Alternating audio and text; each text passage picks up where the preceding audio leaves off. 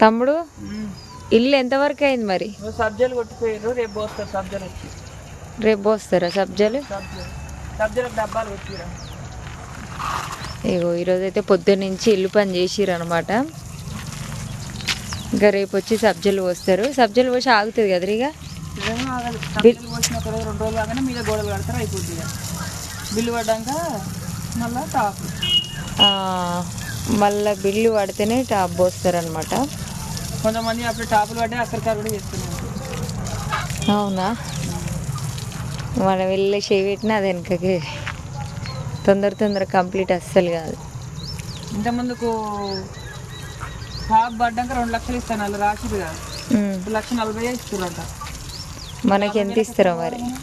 మళ్ళీ 60,000 మళ్ళీ తీసుకురావాలి. అప్పించోడు కూడా గట్టి రేటుగా. అది కూడా ఇంకొకసారి కలిపి ఇస్తారు.